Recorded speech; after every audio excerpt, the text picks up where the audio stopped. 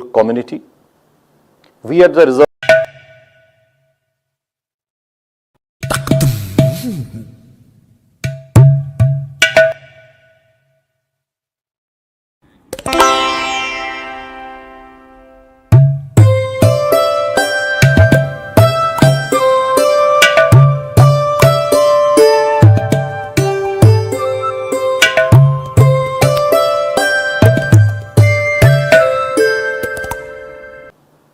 Good morning, Namaskar. This is the first meeting in the financial year and the 54th meeting of the Monetary Policy Committee overall. The year has begun on an anxious note for the global economy. Some of the concerns of the trade frictions are coming true, unsettling the global community. We at the Reserve Bank, while remaining alert to these global developments, began the year celebrating the completion of 90 years of this august institution since its inception way back on 1st April 1935. The Reserve Bank's journey over the last 9 decades is closely intertwined with the nation's development and progress. As a custodian of monetary and financial stability, the Reserve Bank has evolved itself over the years into a full-service central bank with varied functions facilitating a market economy. Indeed, a very, very long journey full of accomplishments and achievements, something which every RBI is proud of, and something I believe the whole of India and its citizens are also proud of. In this challenging, the Monetary Policy Committee met on the 7th, 8th and 9th of April today to deliberate and decide on the policy repo rate. The global economic outlook is fast changing. The recent trade tariff related measures have exacerbated uncertainties, clouding the economic outlook across regions, posing new headwinds for global growth and inflation. Amidst this turbulence, the US dollar has weakened appreciably, bond yields have softened significantly, equity markets are correcting, and crude oil prices have fallen to their lowest in over 3 years. In fact, as we speak, it is about $60 to a barrel. Under these circumstances, central banks are navigating cautiously with signs of policy divergence across jurisdictions, each reflecting their own domestic priorities. The Indian economy has made steady progress towards the goals of price stability and sustained growth. On the inflation front, while the sharper than expected decline in food inflation has given us comfort and confidence, we remain vigilant to the possible risks from global uncertainties and weather disruptions. Growth is improving after a weak performance in the first half of the last financial year, 24-25, although it still remains lower than what we aspire for. And now I come to the decisions of the Monetary Policy Committee. After a detailed assessment of the evolving macroeconomic and financial conditions and outlook, the MPC voted unanimously to reduce the policy repo rate by 25 basis points to 6% with immediate effect. I repeat, the MPC voted unanimously to reduce the policy repo rate by 25 basis points to 6% with immediate effect. Consequently, the standing deposit facility, the SDF rate under the liquidity adjustment facility shall stand adjusted to 5.75%, and the marginal standing facility rate or the MSF rate and the bank rate shall stand adjusted to 6.25%. I shall now briefly set out the rationale for the decisions of the Monetary Policy Committee. The Monetary Policy Committee noted that the inflation is currently below the target. It is supported by a sharp fall in food inflation. Moreover, there is a decisive improvement in the inflation outlook. As per projections, there is now a greater confidence of a durable alignment of headline inflation with the target of 4% over a 12-month horizon. On the other hand, impeded by a challenging global environment, growth is still on a recovery path after an underwhelming performance in the first half of 24-25, which is the last fiscal. In such challenging global economic conditions, the benign inflation outlook and the moderate growth demand that the MPC continues to support growth. Accordingly, the MPC unanimously voted to reduce the policy repo rate by 25 basis points to 6%. Moreover, it also decided to change the stance from neutral to accommodative. It also noted that the rapidly evolving situation requires continuous monitoring and assessment of the economic outlook. Let me now dwell a little on the monetary policy stance. This has been a subject of interest for some commentators and market participants. There have been questions as to whether it means a change on the policy rate or whether it signifies our stance on the interest rate or whether it relates to liquidity conditions. From a cross-country perspective, monetary policy stance is typically characterized as accommodative, neutral, or tightening. While an accommodative stance entails easy monetary policy that is geared to stimulating the economy through softer interest rates, tightening refers to contractionary monetary policy, whereby interest rates are hiked to restrain spending and curb economic activity, all with the objective of reining in inflation.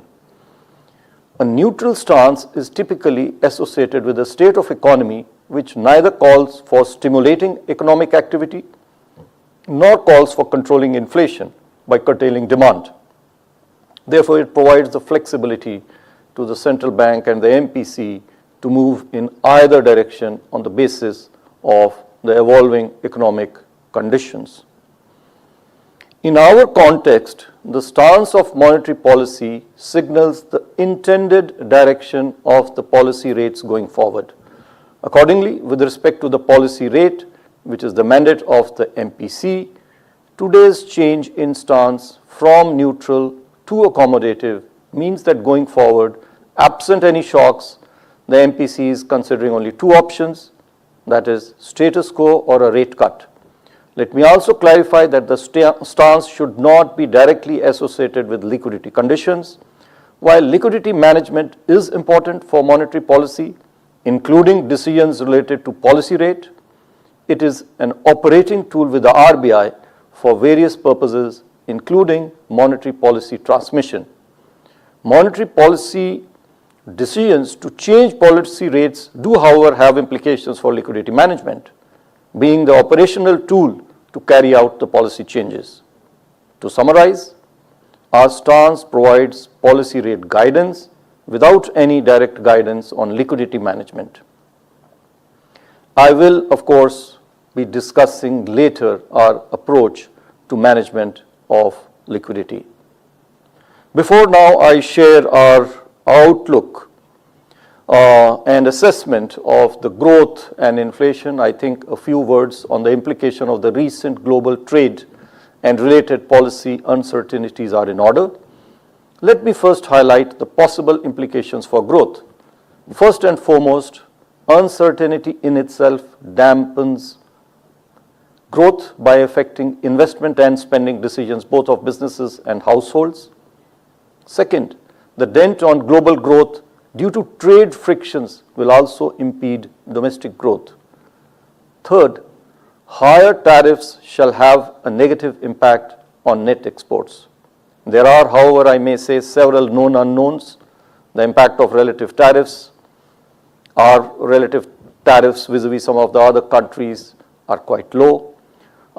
Then there is the unknown of the elasticities of our export and import demand and the policy measures adopted by us. You are all aware that India is very vigorously and proactively engaging with the US administration on the foreign trade agreement.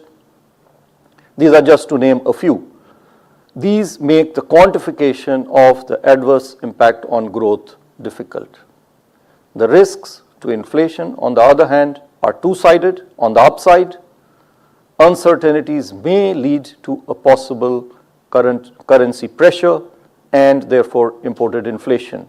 On the downside, slowdown in global growth could entail further softening in commodity and crude oil prices, putting downward pressure on inflation.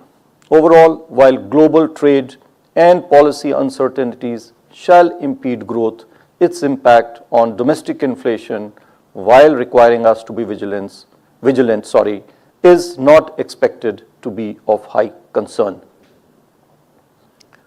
Coming now to our growth outlook.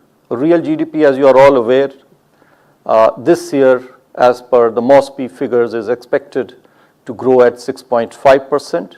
This is on top of a 9.2% growth rate observed in the previous year, which is 24-25. In 25-26, the current year, prospects of agriculture sector remain bright on the back of healthy reservoir levels and robust crop production. Manufacturing activity is showing signs of revival, with business expectations remaining robust, while services sector activity continues to be resilient. On the demand side, bright prospects of the agriculture sector bode well for rural demand, which continues to be healthy, while urban consumption is gradually picking up with an uptick in discretionary spending. Investment activity has gained traction and is expected to improve further on the back of sustained higher capacity utilization, government's continued thrust on infrastructure spending, healthy balance sheets of banks as well as the corporates, along with the easing of financial conditions. Merchandise exports will be weighed down by global uncertainties, as mentioned earlier, while services exports are expected to remain resilient. Headwinds from global trade disruptions continue to pose downward risks. Taking all these factors into consideration, real GDP is now projected for this fiscal 25-26 at 6.5%, with Q1 at 6.5%, Q2 at 6.7%, Q3 at 6.6%, and Q4 at 6.3%. While the risks are evenly balanced around these baseline projections, uncertainties remain high in the wake of recent spike in global volatility. You would have noted that the growth projection for the current year has been marked down by 20 basis points relative to our earlier assessment of 6.7% in the February policy. This downward revision essentially reflects the impact of global trade and policy uncertainties, which I had highlighted a little while ago. Coming to inflation, the headline inflation moderated during January-February 2025 following a sharp correction in food inflation. The outlook for food inflation has turned decisively positive. The uncertainties regarding rabi crops have abated considerably, and the second advance estimates point to a record wheat production and higher production of key pulses over that last year. Along with robust Kharif arrivals, this is expected to set the stage for a durable softening of food prices.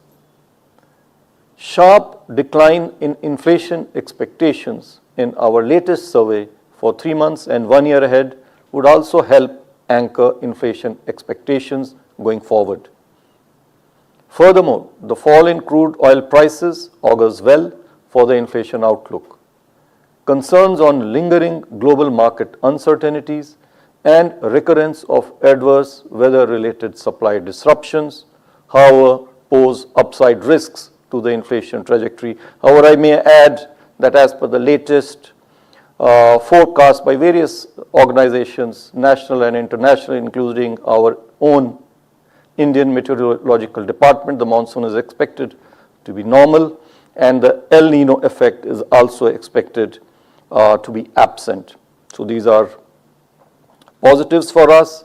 Taking all these factors into consideration and therefore assuming a normal monsoon, CPI inflation for the financial year 25-26 this year is projected at 4%, with Q1 at 3.6%, Q2 at 3.9%, Q3 at 3.8%, and Q4 slightly higher at 4.4%.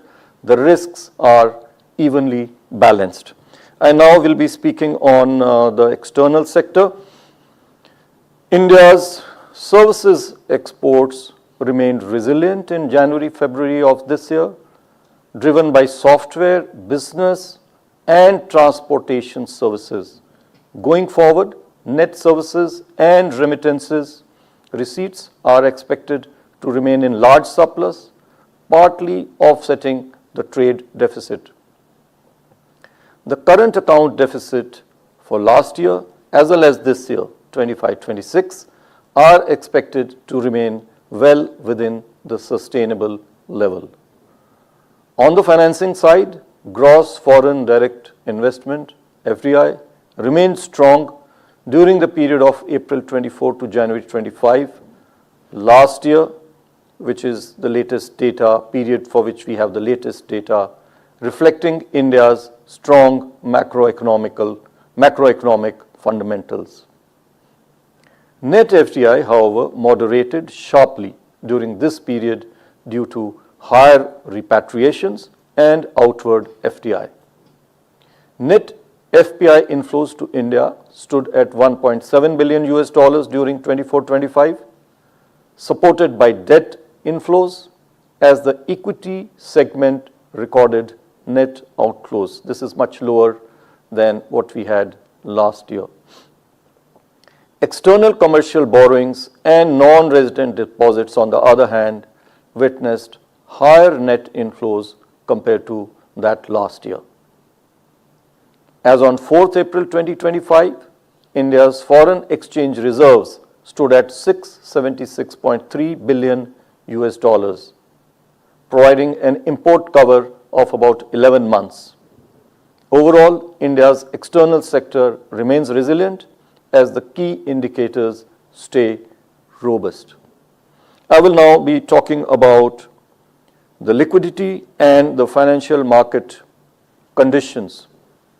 System liquidity was in deficit in January 2025, with net injection under the liquidity adjustment facility scaling a peak of more than 3 lakh crore rupees, in fact 3.1 lakh crore rupees on 23rd January 2025. However, as a result of a slew of measures, and I will not go into the details thereof, you are all aware of them, of the various OMOs, the CRR rate cut, the swaps that we have done. The system liquidity deficit tapered therefore during the last 2 months of February and March, and further it turned into a surplus on 29th March 2025. Further, coupled with the government spending picking up pace during the latter half of last month, March, the system liquidity further improved and it stood at a surplus of 1.5 lakh crore as on 7th April 2025, and even yesterday it was 1.4 lakh crore rupees of surplus. Reflecting these developments, the weighted average call rate softened and remained near the repo rate since the last policy meeting. The spreads of 3-month CP and 3-month CD rates over the 91-day Treasury bill rate have also softened since the second half of March, suggesting an improvement in liquidity conditions. I would like to mention over here again, I am reiterating this, I have said this earlier, which is that the Reserve Bank is committed to provide sufficient system liquidity. We will continue to monitor the evolving liquidity and financial market conditions and proactively take appropriate measures to ensure that there is adequate liquidity in the system. Coming to financial stability, well, I do not have much to add from my previous policy statement in February. Things are more or less looking similar. The financial soundness parameters of the banking sector continue to be robust. The liquidity buffer in the banking system is well above the regulatory threshold. Profitability indicators are also healthy, reflecting robust operational efficiency of the system. Similarly, the system level parameters of NBFCs too are very sound. Now, as has been the practice, I shall be announcing some additional measures. This time I have 6 additional measures to announce to all of you, and these relate to banking regulation, fintech, and payment systems. First, we propose to enable securitization of stressed assets through market-based mechanism. There is already a mechanism of securitization of standard assets. The same is now proposed to extend with modification to stressed assets, and I may add that this is in addition and this is not in lieu of the existing ARC route under the SARFAESI Act of 2002. Second, we have guidelines on co-lending. They are presently applicable only to arrangements between banks and NBFCs. Moreover, they are restricted to priority sector loans. To exploit the huge potential of such lending arrangements, it is proposed now to extend these to all regulated entities and to all loans, priority sector or even outside the priority sector. Third, loans against the collateral of gold jewelry and ornaments, commonly known as gold loans, are extended by regulated entities, both banks and NBFCs, for both consumption and income generation purposes, in order to harmonize guidelines across various types of regulated entities to the extent possible, keeping in view their differential risk-bearing capabilities. We shall issue comprehensive regulations on prudential norms as well as conduct-related aspects for such loans.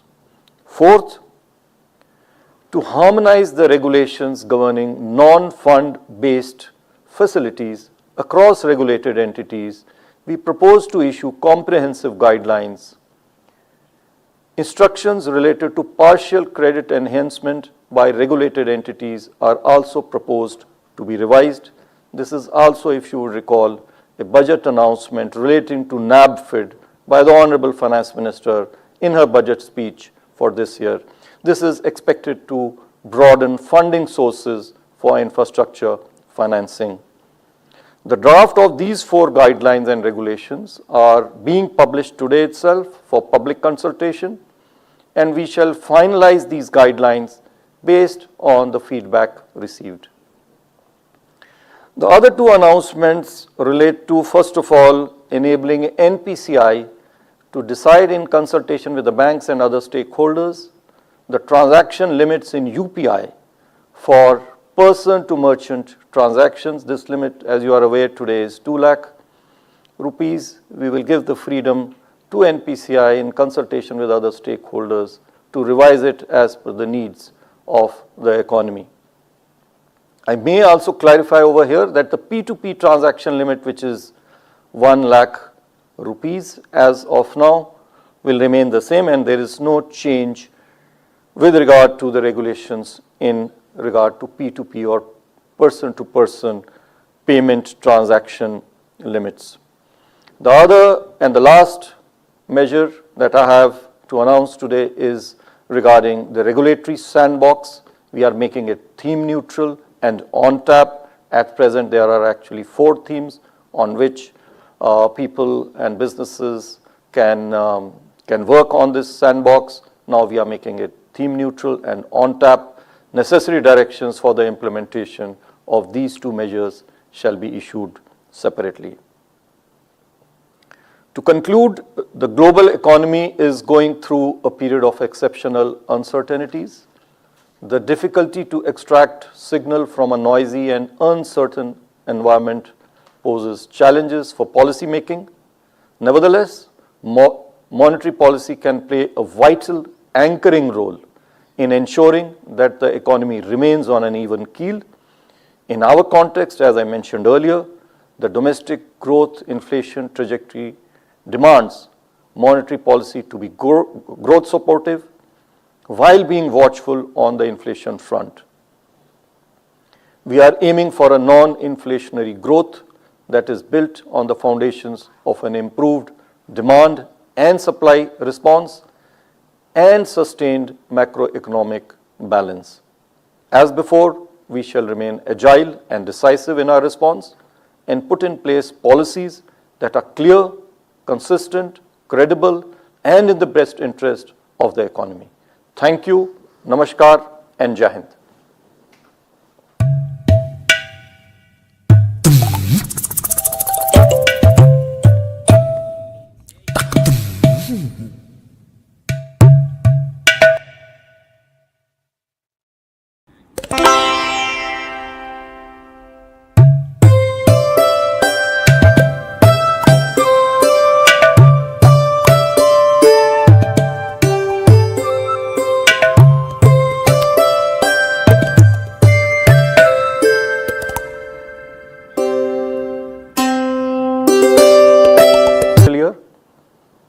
And the 54th meeting of the Monetary Policy Committee overall.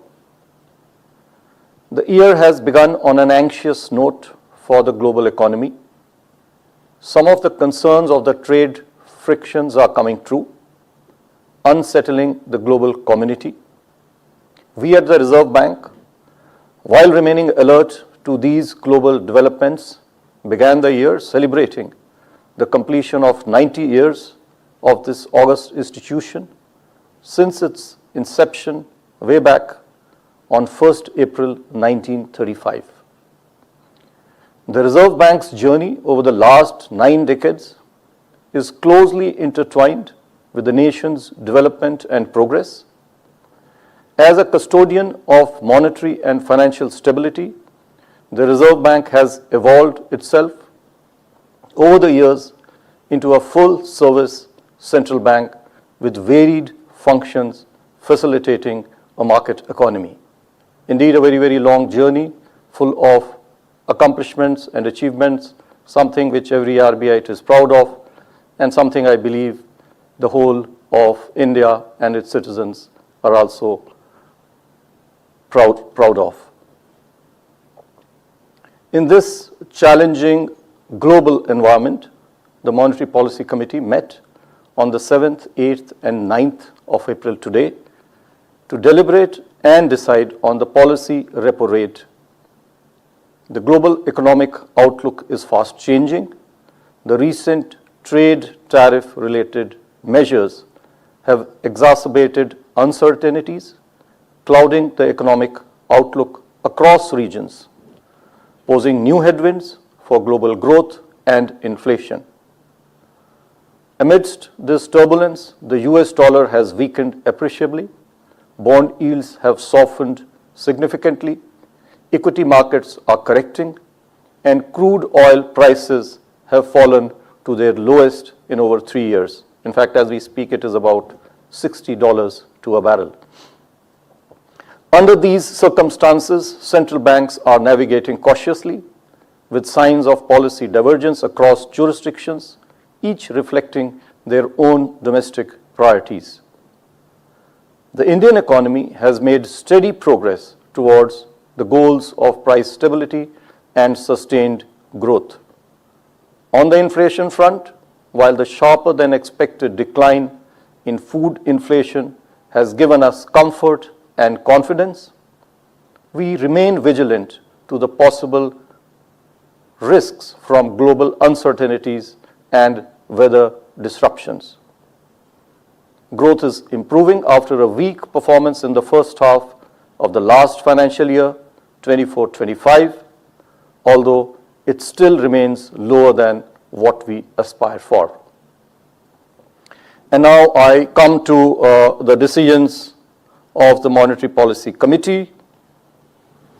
After a detailed assessment of the evolving macroeconomic and financial conditions and outlook, the MPC voted unanimously to reduce the policy repo rate by 25 basis points to 6% with immediate effect. I repeat, the MPC voted unanimously to reduce the policy repo rate by 25 basis points to 6% with immediate effect. Consequently, the standing deposit facility, the SDF rate, under the liquidity adjustment facility shall stand adjusted to 5.75%, and the marginal standing facility rate or the MSF rate and the bank rate shall stand adjusted to 6.25%. I shall now briefly set out the rationale for the decisions of the Monetary Policy Committee. The Monetary Policy Committee noted that the inflation is currently below the target. It is supported by a sharp fall in food inflation. Moreover, there is a decisive improvement in the inflation outlook.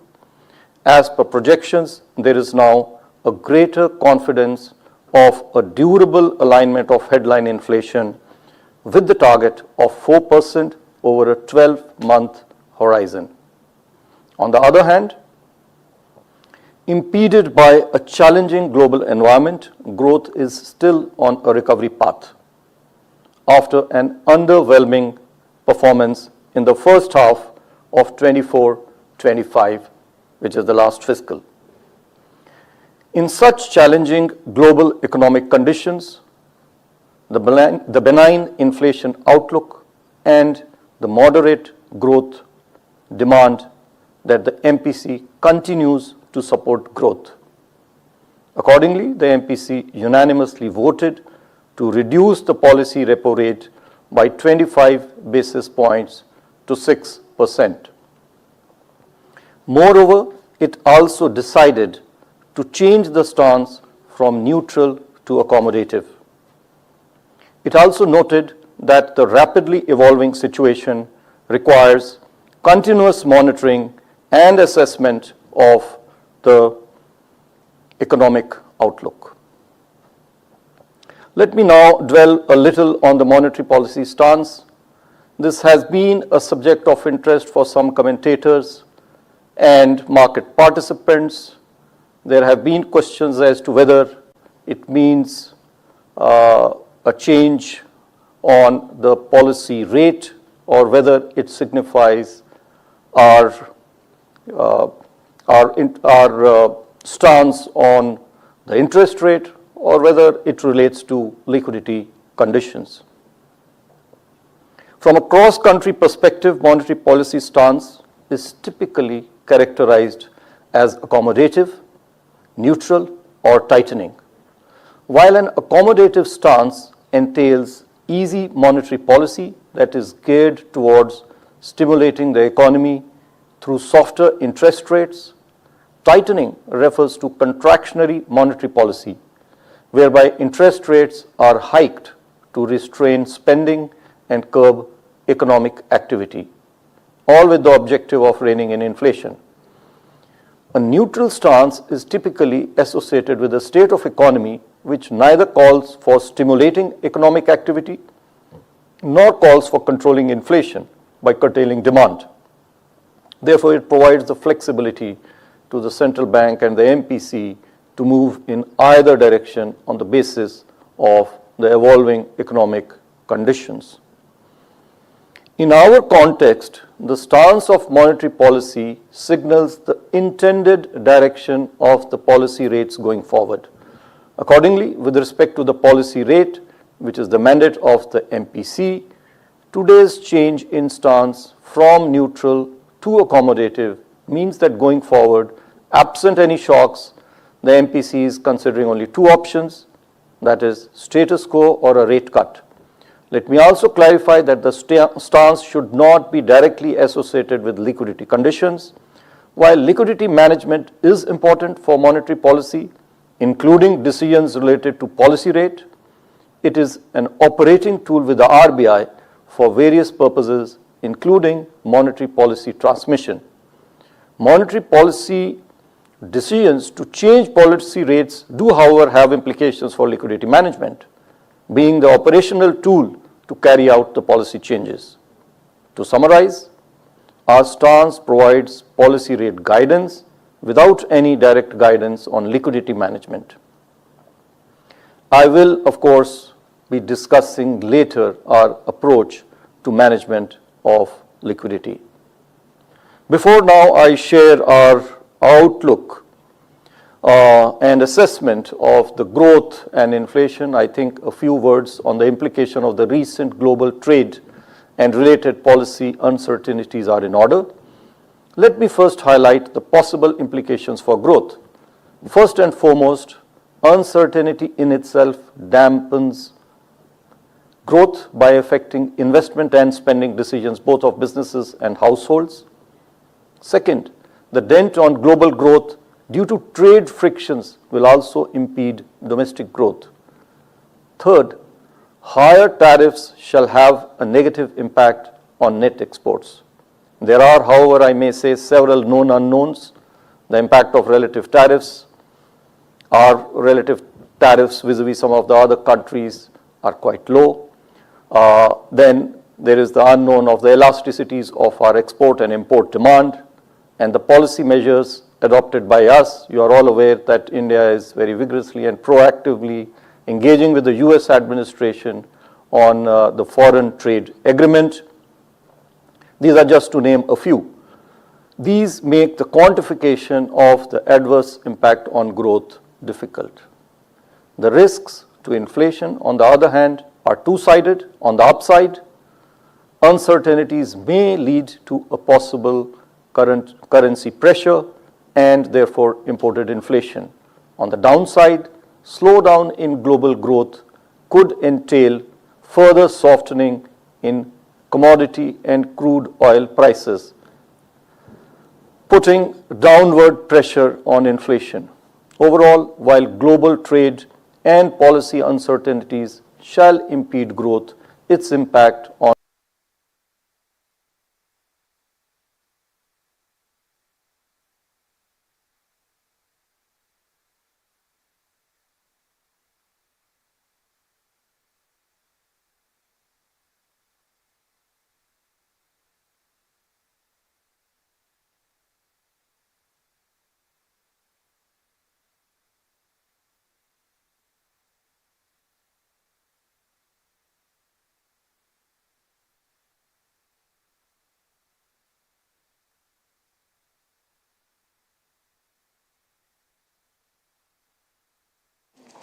Thank you, photographers.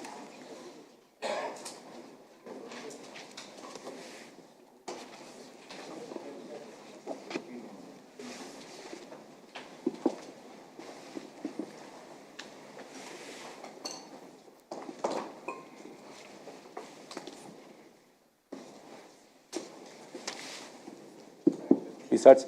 Yes. Hello and good afternoon. Welcome to this post-monetary policy press conference, first for this financial year and in this new setup.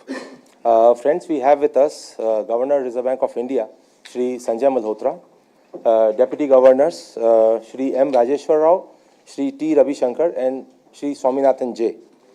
We also have with us Executive Directors, Dr. Rajiv Ranjan and Dr. Ajit Joshi, as also other colleagues from Reserve Bank. Sir, with your permission, we'll move directly to questions and answers. Yes. So before we begin, I'll request all of you to please wait for your turn. Before asking question, please switch on the mic which is in front of you, because otherwise people who are listening to this live feed would not be able to listen to you. And also request to switch it off once your query is over. In interest of time, as I always request, please stick to one question per person, and we'll see if time permits, we can take the other one. Sir, there are 26 people from media today, and with your permission, we can commence the question and answer. I'll request Mr. Laltendu from The Hindu to ask his question. Thank you very much, Puneet sir, Governor sir, good afternoon, and everybody good afternoon. Sir, my question is about the trade war. You already made a reference in your statement about the noisy trade war that is happening. It started with reciprocal tariff, then retaliatory tariff, then again counter-retaliatory tariff. I could call it a revenge tariff. So whether we should be worried about or not, and what is your assessment of the situation, sir? Thank you. I think this question, we fairly covered in my statement as to what its impact really is going to be globally as well as for the Indian economy. Globally, you are aware that most of the forecasts now for the GDP growth rate have, for the global growth rate have come down, by at least 20 to 30 basis points, not only for this year, even, for next year.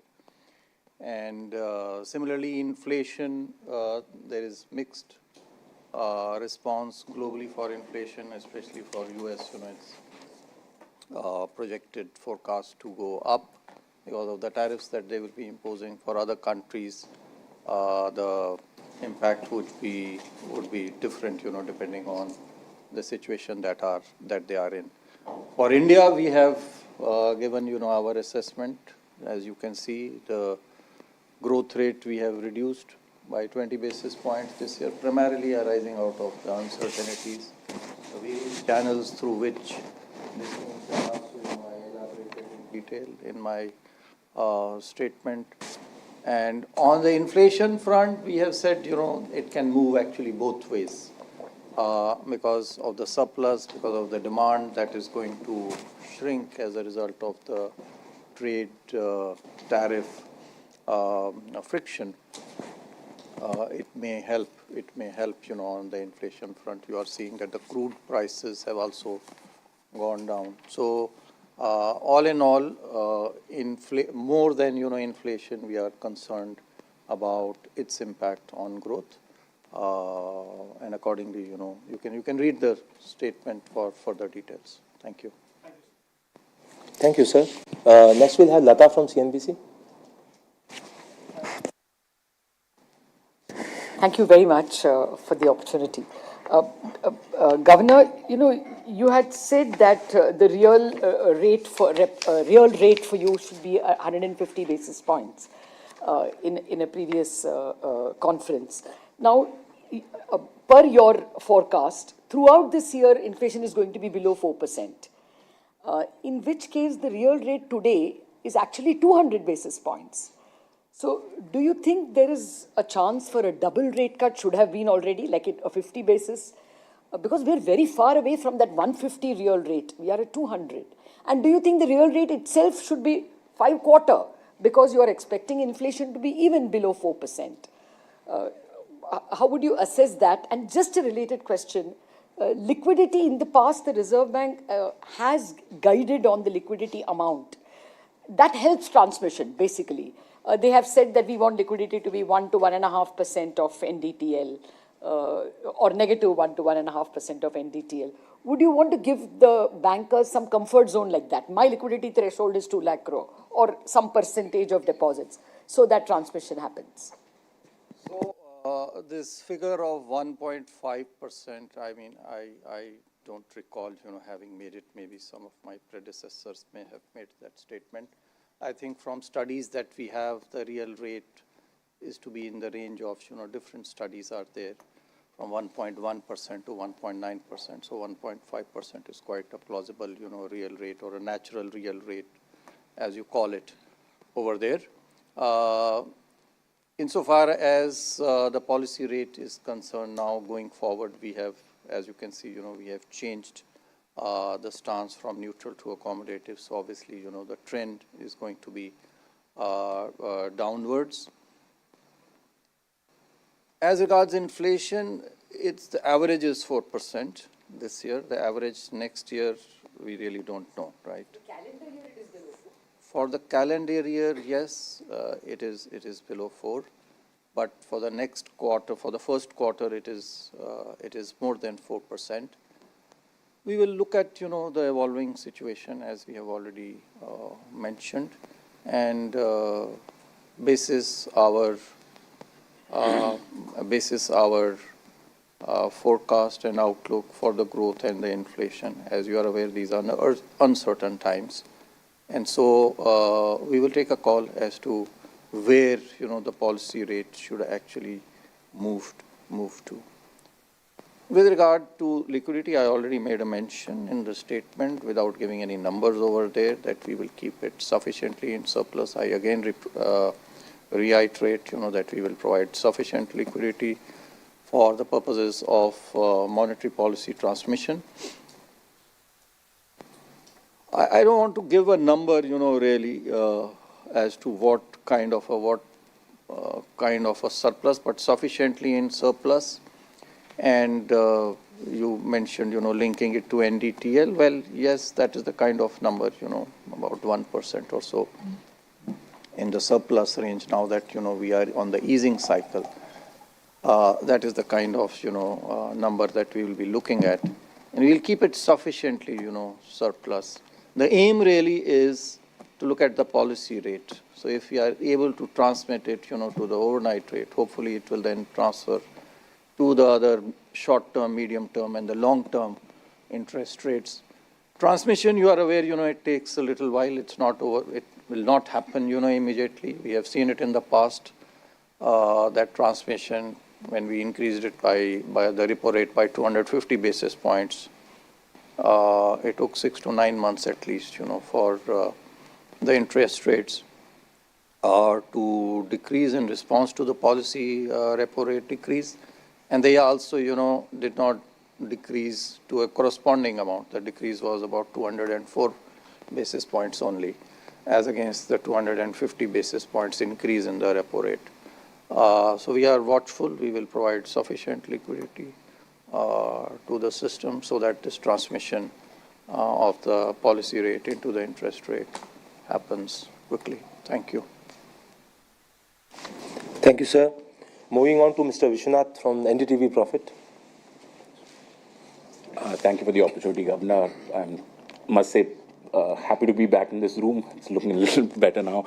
I wanted to ask you, since you mentioned transmission, I just wanted to get a view that there was a view from the RBI, or at least reports suggested that there was a view from the RBI that credit deposit ratios at banks were, private banks were way too high, and that they needed to come down. Now that we are talking about transmission, eventually, obviously, that will have to translate to higher lending. Are you happy with the credit deposit ratio at this point in time? And the second part is then there's a view that RBI will have to do, or the monetary policy will have to do the heavy lifting in supporting the economy in the current macroeconomic setup. Do you agree with that? Do you think that you have a bigger responsibility to manage in the current scenario?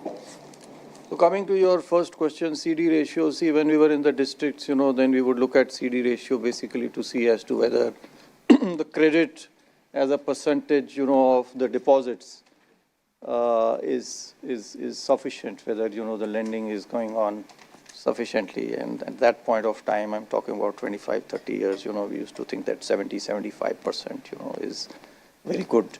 So some regions, have low because they are savers. Some, where there are more of borrowers, you have high CD ratios. Coming, to your question, CD ratio, well, we do not have, any such prescription of a CD ratio. You are aware that there are no regulations for CD ratio. And however, we do have regulations for asset liability management. That's more important. We have regulations for liquidity management. And there are regulations for liquidity, for the short term in the form of the LCR guidelines that you are aware of over the 30-day period, requiring banks to maintain, and even NBFCs to maintain high quality liquid assets. And similarly, for a longer 1-year duration, there is this NSFR, NFSR ratio that we have prescribed. There is no ratio or no guideline with regard to CD.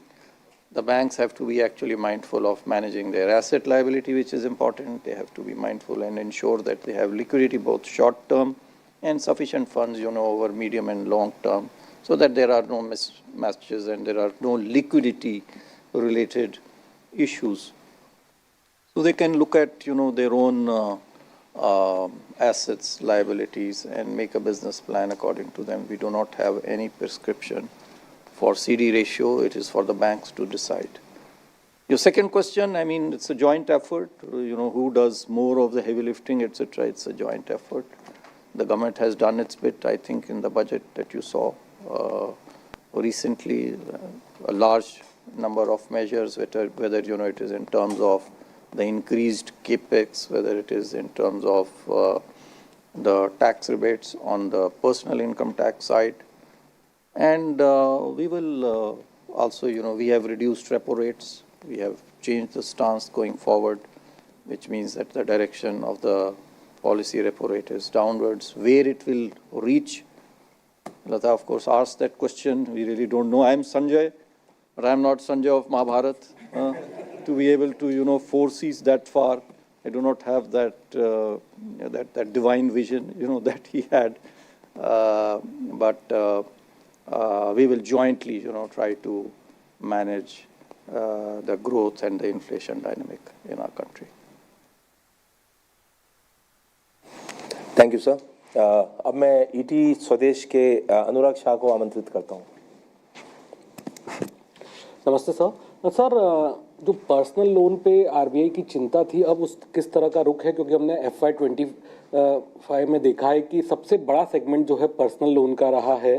तो अब जिस तरह से sir personal loan के अंदर ही technology बदल रही है और अलग अलग सेगमेंट भी उभर के बाहर आ रहे हैं, जिसमें हमने देखा है कि जो आम लोग हैं उसमें हिस्सा ले रहे हैं, जैसे हेल्थ केयर हो गया, इंश्योरेंस प्रीमियम वगैरह भी पर्सनल लोन के हिस्से में आ रहा है और वहाँ पे बड़ी अमाउंट पे ब्याज भी वसूला जा रहा है। तो क्या जो आज को लेंडिंग से जुड़ा हुआ जो आपने ऐलान किया है, वहाँ पर राहत देते हुए उस संदर्भ में है, या फिर एक अलग सेगमेंट बनाया जा सकता है जहाँ पर जो जरूरी चीज़ों से जुड़ा हुआ लोन लोग लेते हैं उन्हें राहत दी जा सके? और सर दूसरा छोटा सा सवाल होगा सर, जो आरबीआई का पहले रुख था कि जो बैंकों की सब्सिडरी है, इंश्योरेंस सब्सिडरी, वहाँ पे 20% तक ही आप हिस्सा अलाउ कर रहे थे, लेकिन हमने पिछले 3-4 महीने में देखा है एक बैंक को 26% तक 2 कंपनियों में अलाउ किया है, अभी एक बैंक ने 30% तक भी हिस्सा खरीदा है। तो क्या रुख थोड़ा बदला है?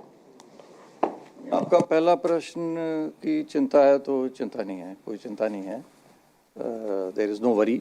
जो है हमारा जो सिस्टम है वो काफ़ी अच्छा सुदृढ़ है और काफ़ी मजबूत है। चाहे वो टोटल आप बैंकिंग सेक्टर, एनबीएफसी सेक्टर के बारे में बात करें, या चाहे आप जो पर्सनल लोन के बारे में आपने बात की। मैं यहाँ पे ये आपको स्पष्ट करना चाहता हूँ कि पर्सनल लोन्स के लिए जो हमने रिस्क वेट बढ़ाया था हाल ही में 125% किया था, वो उसे एक बढ़ोतरी के रूप में नहीं देखना चाहिए, क्योंकि कोविड से पूर्व के पहले का जो रिस्क वेट था, जो हमने कोविड के समय में एक रिस्क वेट क्रेडिट को और अधिक बढ़ाने के लिए हमने वो रिस्क वेट कम किया था, तो उस लेवल को, उस रिस्क वेट को हमने वापस उस स्तर के ऊपर में हम लेकर के गए हैं। हमने उसको बढ़ाया नहीं है। हमने जो उसका ओरिजिनल जो उसका स्तर था, उस स्तर के ऊपर में हम लेकर के आए हैं। दूसरी बात मैं यहाँ पे ये भी कहना चाहूँगा कि उसका जो रिस्क वेट है आज के दिन में, यदि जैसा कि कुछ लोग ऐसा मांग करते हैं कि इसको कम करना चाहिए, तो फिर उसी प्रकार से फिर जो दूसरे जो पर्सनल लोन है, क्योंकि जो हमने रिस्क वेट बढ़ाया वो बेसिकली जो अनसिक्योर्ड जो पर्सनल लोन्स थे उनके लिए बढ़ाया 125%, जो वापस से पुराना स्तर किया। तो फिर आप तो ये बात तो मानेंगे कि जो सिक्योर्ड लोन है और जो एक अनसिक्योर्ड लोन है उसमें रिस्क वेट में कुछ फ़र्क तो रहना चाहिए। तो वो फ़र्क जो पहले 25% था उसको हमने वापस से हम लाए हैं। ये कोई चिंता का कोई, लेकिन आज के दिन में हमारे लिए इसमें कोई विषय नहीं है। दूसरा आपने जो प्रश्न किया कि इंश्योरेंस कंपनीज के लिए कुछ बैंक्स का जो उसके अंदर निवेश है उसके प्रतिशत को हमने शायद बढ़ाया है।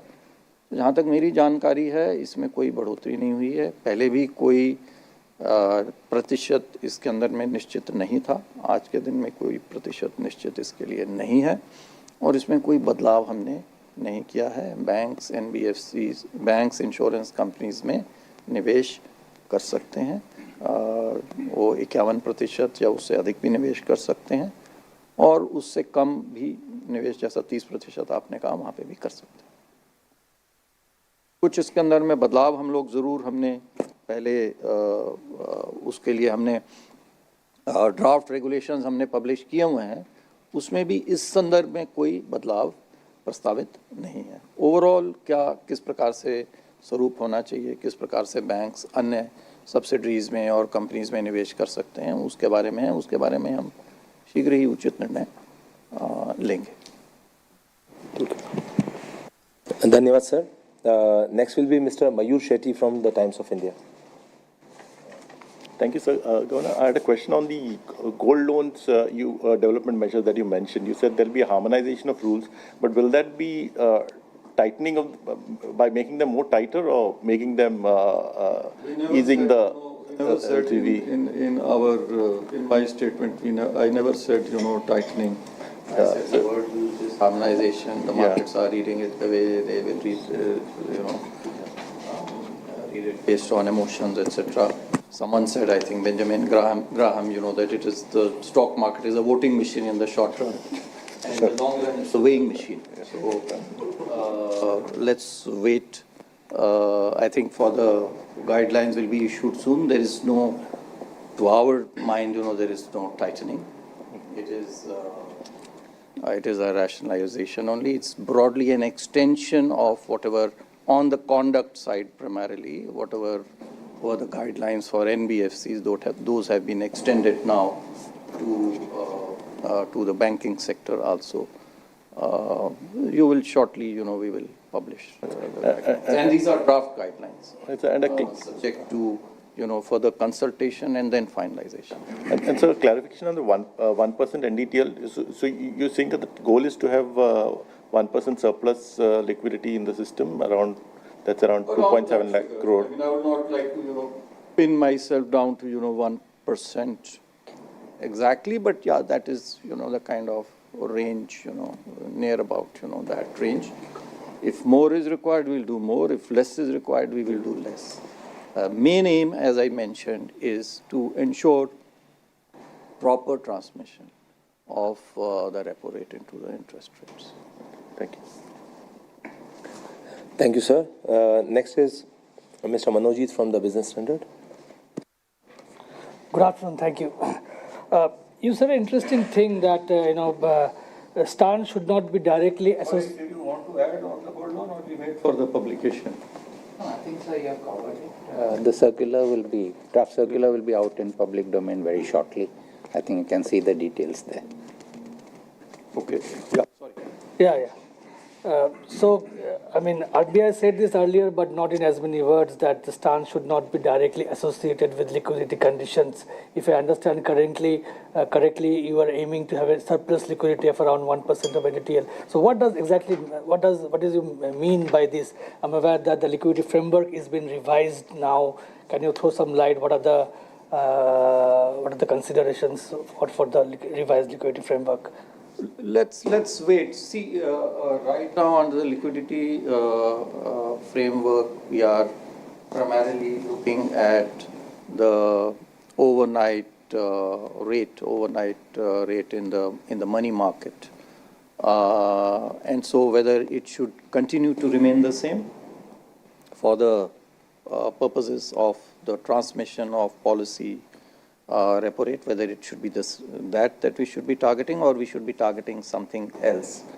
That is something that we are consulting the various stakeholders, and shortly, we will come out. I really don't have any specific answer, because that matter is still being deliberated. you like to add something on this? Nothing. I think once we finalize, we are at this point of time discussing the issues. As Governor said, and one of the things is what should be the target rate. You know that call volumes had come down significantly compared to other overnight volumes.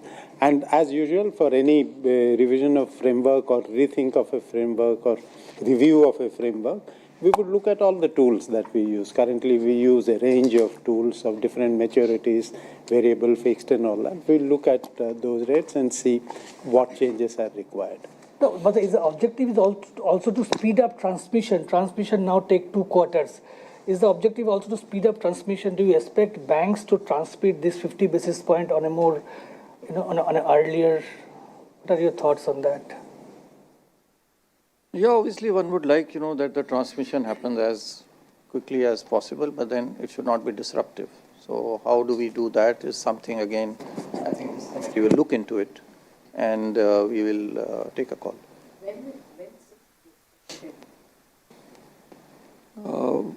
Early, I will not be able to give a date because I have not reviewed it with my team, but we are looking to do it, as early as possible. Thank you, sir. Next, we'll have Ms. Swati from Reuters. Thanks a lot, sir. So since tariffs have been the theme and something that was largely discussed, so just wanted to understand, China would most likely use, yuan depreciation as a tool, to get back at the US in the tariff war now. We've also seen, FPI outflows from India in April. We could see the balance of surplus being negative. What would the RBI's currency management strategy be? Because the rupee would definitely be impacted by what happens to the yuan going ahead. And in the same way, so when we've seen previous periods of crisis like the GFC, COVID, etc., we saw a lot more collaboration and coordination between global central banks. Is that something that is happening even now? Is there an effort being done on that? Thank you. My understanding is, that the impact of these tariffs on India vis-a-vis some of the other countries, you mentioned China and some of the smaller countries, is much less. Our exports overall, about 12% of GDP, less than 1%, I think, for 2%, I think, for America, for USA. You compare it with some other countries, even China. China is about 19%. Germany is 37% exports overall, and even EU, is 30% plus. So our and smaller countries, have in about 80%. I'm not talking about those countries, Vietnam, Taiwan, etc. So to that extent, we are better placed than some of the other countries. That's why you are seeing that these reciprocal tariffs on India are lower than, some of these countries, because our surplus vis-a-vis those countries is much less. And so we have, in some ways, I mentioned it in my statement also, that we have a comparative advantage. We may have, a comparative advantage vis-a-vis some of these countries insofar as the USA is concerned. But overall, of course, it is certainly still, a growth dampener. And insofar as the currency management is concerned, as you know, we do not actually intervene in the currency management. It's only, for excessive or disruptive volatility that we do so. We do not try to manage or target any rate or band or level of the Indian rupee. Just clarifying that. So it's fair to say that, if there is a depreciating pressure on the rupee, RBI will let it slide. Is it fair to say that if globally currencies are falling and emerging market currencies are falling? See, as I mentioned, if there is excessive, we don't, target any level. We do not target any level. I think the markets in India are quite deep, quite wide, and the market forces best know what the levels should be. Having said that, any excessive volatility, if it requires an intervention, we will not be found wanting. We will certainly intervene wherever it is required.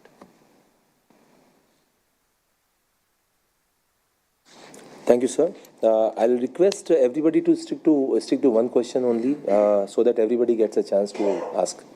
So next, I'll request Mr. Ashish from PTI to ask his question. Thank you, sir. So you mentioned about you can't possibly predict the way forward on the rates. But sir, what would be the stance if major central banks really continue to hold for long? You have taken a shift with the stance, but will it allow us the room to cut further? I mentioned in my policy statement that, what the impact really could be on the globally, of these global tariffs, etc., and uncertainties, what the impact could be on India.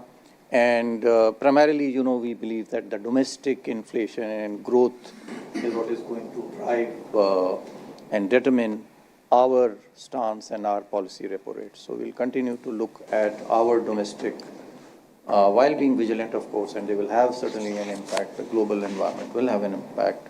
But as I mentioned, we are in a better position because our export, import, our interconnectedness with the outside world, vis-a-vis some of these smaller economies and even, China, larger economies, is much less. Thank you, sir. Next, we'll have Mr. Anup from Bloomberg. Governor, the tariffs have set in. Do you expect a currency war in the region, considering that we have different rates of tariffs here? And how will you respond in such a situation? To understand what you mean by a currency war. Competitive devaluation of currencies, sir. I really don't know, what will happen on the currencies. Our currency is quite stable. As I mentioned, we have sufficient reserves, almost 700 billion, US dollars now, inching up over there. And our deficits are also, again, very sustainable, both this year and going forward, the next year, 1%. So I really don't think, we are under any kind of a stressful position. Again, I mentioned, and that's, I think, relevant over here, that our interconnectedness is on, especially, the trade side is less. Capital flows, again, we need good growth to come in over here. That will help. And we'll see, as the situation evolves. Thank you, sir. Moving on, we'll have Ankur from ET Now. Thank you so much for giving me a chance. Governor, we have seen in the past that Reserve Bank of India has been little concerned about the co-lending arrangements, and there has been few scrutinies also. Today you have announced that the arrangement between banks and NBFC that will be extended to all other regulated entities, and also priority sector lending was the first preference earlier. Now you are saying that all other loans can also be utilized. Is there a shift of stance of Reserve Bank of India on these norms, both priority sector lending, because I saw that there were norms which were revised where thresholds were increased earlier in PSL norms, and now this arrangement between banks and other entities in co-lending? I don't understand, the shift that you are talking about. I'll request the DG to come in case there is a shift.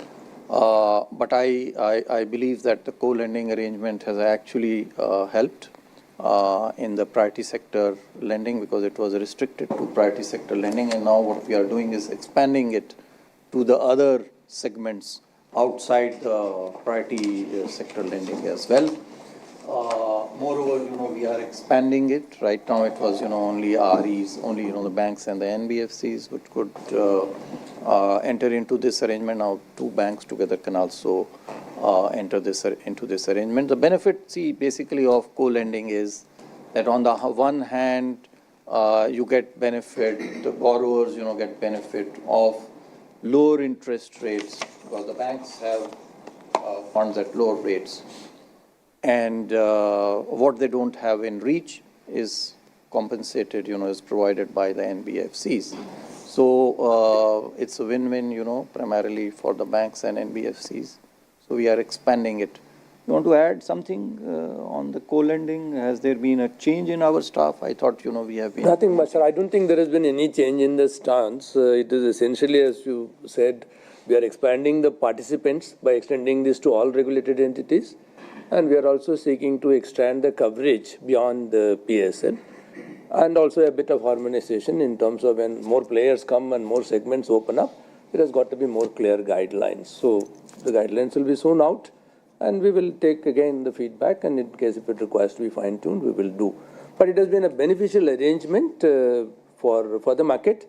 While the AUM is not yet significant, probably by broad-basing the participants and the segments, we expect this to pick up. So it will be, the guidelines will be more facilitative in terms of ensuring that the borrower ultimately gets the benefit of someone who has a cost advantage, someone who has a reach. The benefit of both should reach the ultimate end consumer. That's our intent. Thank you, sirs. अब मैं जी business से एकता सूरी को आमंत्रित करूंगा कि वो अपना प्रश्न पूछें. Good afternoon sir. सर आपने हाल ही में बहुत बार एक दो बार जगह आपने ये बोला कि KYC जो है वो कस्टमर्स के लिए ईज आउट प्रोसेस होना चाहिए, बार बार उन्हें फ़ोन नहीं आना चाहिए. तो इसको लेकर सर क्या हम एक्सपेक्ट कर सकते हैं, क्योंकि CKYC में